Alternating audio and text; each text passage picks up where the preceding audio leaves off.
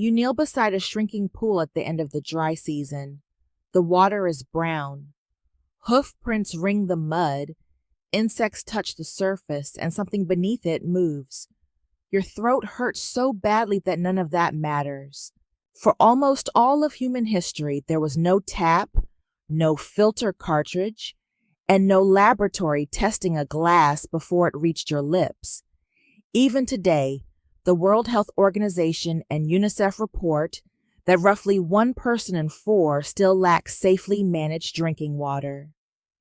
Yet your ancestors crossed savannas, deserts, forests, and frozen grasslands without carrying stainless steel bottles. How did they survive? The first answer is simple. They did not treat every patch of water as equal. A clear stream, a shaded spring, a seep rising through sand, a rain-filled rock hollow, and a stagnant pool beside animal dung were different categories in a mental map learned from childhood. Clear water was not automatically safe, but water emerging from the ground or moving quickly was often a better gamble than a warm water sitting still. The greatest invisible danger was usually not dirt itself. It was contamination from feces carrying bacteria, viruses, and parasites. Your ancestors could not see those organisms, but they could notice patterns around them. Water near carcasses, heavy animal traffic, foul smells, foam, strange colors, or dead fish gave warnings that required no microscope. That knowledge was not a list memorized once. It was a living map carried by the group. You learned which spring lasted through drought, which hollow filled after a storm, which reeds signaled shallow groundwater, and which path reached shade before the hottest part of the day. What looked like empty land to a stranger could be crowded with information to you. Anthropologist Richard Lee documented this kind of water-centered life among the Jew/Honsi of the Kalahari. During the dry season, camps were tied closely to a small number of permanent water holes. A water hole was not merely a place to drink. It shaped where families camped, whom they visited, where food could be gathered, and how far hunters could travel before turning back. That detail matters because survival did not begin when thirst arrived. It began when the route was planned. You left camp knowing where the next dependable source should be, how long the journey would take, and what backup places might still hold water. Would you call that primitive, or would you call it precision navigation? Researcher Kristen Hawkes later compared patterns among different foraging peoples and emphasized that water availability changed mobility itself. Jew-Honsi camps clustered around scarce permanent sources during the dry season, while Hadza country in Tanzania often offered more surface water and allowed camps to shift more frequently. Modern foragers are not frozen copies of the Stone Age, but their lives reveal a basic rule that archaeology alone can miss water organizes movement before movement organizes everything else. Now picture your morning. You do not wake and wander randomly toward the horizon. An older woman in the group points toward a low line of trees because she remembers a seep there from another dry year. A hunter checks fresh tracks not only for prey, but because repeated animal paths may converge on water. You walk early. You rest when the heat rises. You carry moisture inside your food as well as inside a container. Roots, tubers, fruits, leaves, fresh meat, and even blood can contribute water, although none can replace drinking indefinitely. This changes the problem. Your body does not care whether every drop came from a pool. It cares about total water gained and total water lost. Shade timing, pace, clothing, and rest are therefore water technologies too. The best way to survive a shortage may be to avoid sweating away what you already have. Could your ancestors simply drink filthy water because they had stronger stomachs? Not exactly.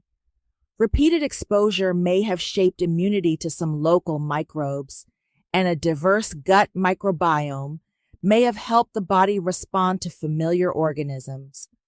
But immunity was never a magic shield against severe dehydration, dysentery, parasites, or a dangerous new pathogen.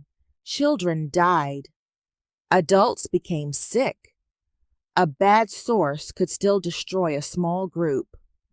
Natural selection does not create invulnerability. It only favors traits that improve the odds enough for some people to survive and reproduce. The safer strategy was behavior.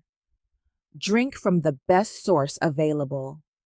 Avoid obvious contamination. Move before the source disappears. Share information before someone makes a deadly mistake. Containers change those odds dramatically. Without a container, your travel radius is chained to the distance you can walk between water sources. With one, water can move with you. That turns a spring into stored time. At Diepkloof Rock Shelter in South Africa, archaeologist Pierre-Jean Texier and his colleagues studied engraved ostrich eggshell fragments dating to about 60,000 years ago. The pieces came from eggshell containers, a technology later used widely in southern Africa for carrying water. An ostrich egg is more than a meal. Its shell is light, strong, naturally waterproof, and large enough to hold roughly a liter when carefully opened. Imagine preparing one.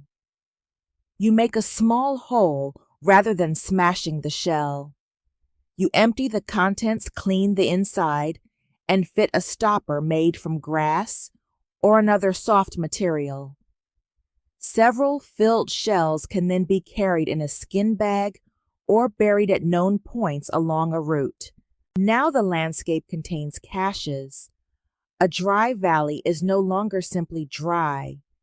It may hold water placed there days earlier by someone who understood the journey.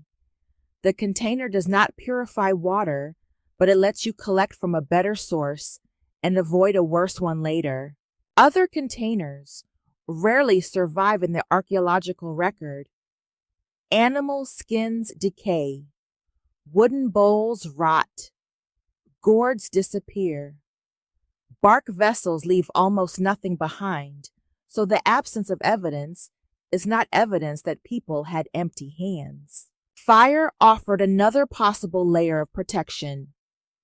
At Gesher, Benot Yaakov in Israel, Nama Goren Inbar and her team found burned seeds, wood, and flint, suggesting controlled fire nearly 790,000 years ago. That proves ancient humans could manage fire long before modern humans appeared. It does not prove they routinely boiled drinking water. Boiling requires more than flame. It requires a heat-resistant container, or a method such as placing heated stones into water held in hide bark or a lined pit.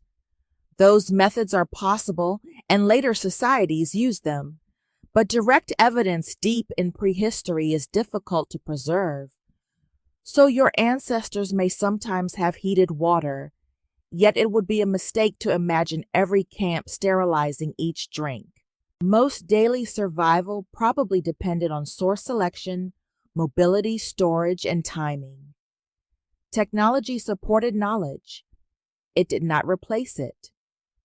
What would you choose if boiling cost precious fuel and the nearest spring already tasted clean? Desert societies push this system further.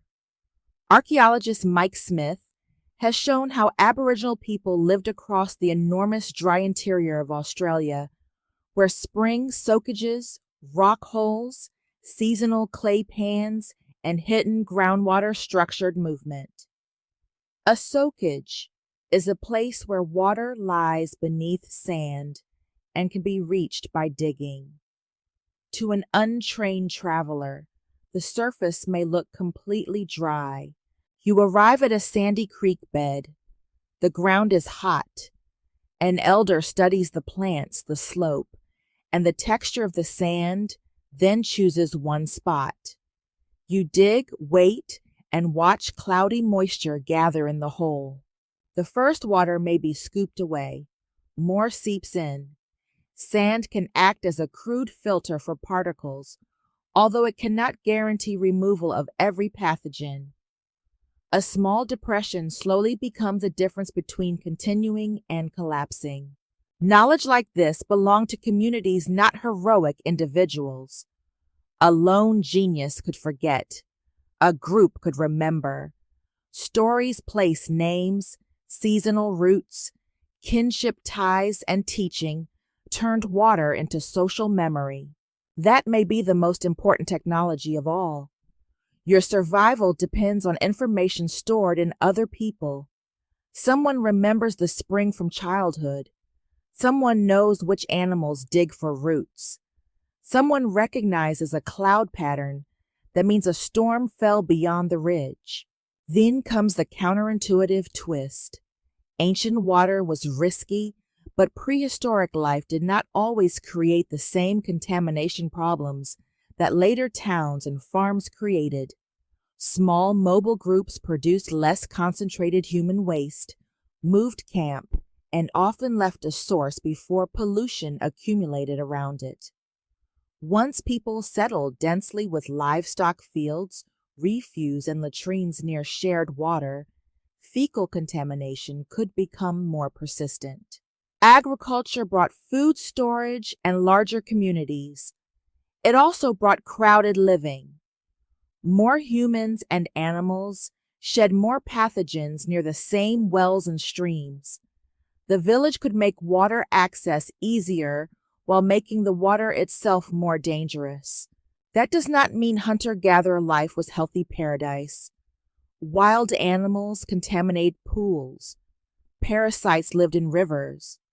Drought could erase every familiar source, and a single mistake could still be fatal. But the image of ancient humans constantly gulping poisonous swamp water is wrong. They survived by knowing the landscape at a resolution modern life rarely demands. You see a river. They saw an upstream carcass, a shaded bank a season, a set of tracks a distance home, and the memory of last year's sickness. Your modern tap hides that entire chain. Water arrives without requiring you to know its watershed source treatment plant. Pipes, storage tanks, or microbial tests. That convenience can make water feel like a product rather than a relationship. Turn the handle and the landscape disappears. Yet the old dependency remains. Your body can still fail after only a short time without enough water. Your city still depends on rainfall, rivers, reservoirs, groundwater energy maintenance, and shared rules. The system became larger, not optional. The next time you fill a glass, notice how little fear accompanies the act. No hoofprints, no circling insects, no elder studying reeds in a dry riverbed. That calm is one of civilization's greatest achievements. It is also a reminder that survival never came from having no danger. It came from learning where the danger was carrying the best water forward and remembering the route together. You kneel beside the water. This time it is clear.